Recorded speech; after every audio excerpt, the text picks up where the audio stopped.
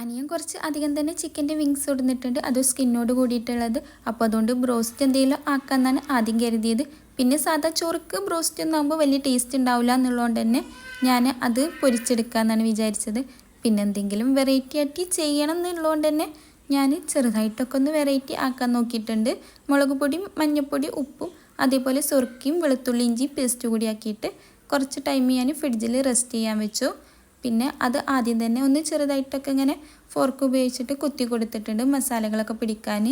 അത് റെസ്റ്റ് ചെയ്ത് എടുത്തതിന് ശേഷമാണ് അധികം മുട്ടയും പിന്നെ കുറച്ചധികം തന്നെ മൈദ കൂടി ആക്കിയിട്ട് നല്ലോണം മിക്സ് ചെയ്തെടുക്കുന്നത്.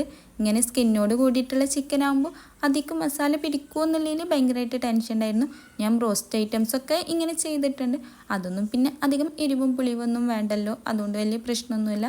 ഇതാവുമ്പോൾ നമുക്ക് കുറച്ചൊക്കെ എരിവൊന്നുമില്ലാതെ സാധാ ചോറുക്ക് എനിക്ക് വലിയ ഇഷ്ടമൊന്നുമില്ല.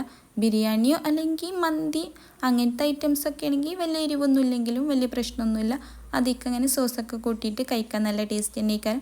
പക്ഷേ ഞാൻ പ്രതീക്ഷിച്ചതിനേക്കാളും നല്ല ടേസ്റ്റ് ഉണ്ടായിരുന്നു. ഞാൻ ഫസ്റ്റായിട്ട് വെറുതെ ഒന്ന് മൈദയൊക്കെ ഇട്ട് കണ്ട് അതേപോലെ മുട്ടയൊക്കെ ആക്കിയാണ്ട് ചെയ്ത് നോക്കുന്നത്. എന്തെങ്കിലുമൊക്കെ ഒരു വെറൈറ്റി പിടിക്കാമെന്ന് വിചാരിച്ചിട്ട് കൂടിയാണ് അങ്ങനെ ആക്കിയത്. എന്താ അറിയില്ല, നല്ലോണം എനിക്കിഷ്ടപ്പെട്ടിരുന്നു.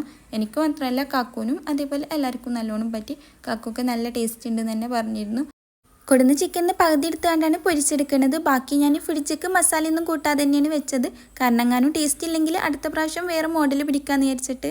എന്തായാലും അടുത്ത പ്രാവശ്യം ഈ മോഡൽ തന്നെയാണ് ചെയ്തെടുക്കാൻ വിചാരിക്കുന്നത്. പിന്നെ എന്താ, നമ്മൾ ചിക്കനൊക്കെ നല്ലോണം പൊരിച്ചെടുത്തിട്ടുണ്ട്. കുറച്ച് അധികം തന്നെ ഉള്ളതുകൊണ്ട് കുറേ ടൈം ഇരുന്നിട്ട് അങ്ങനെ പൊരിക്കേണ്ടി വന്നു.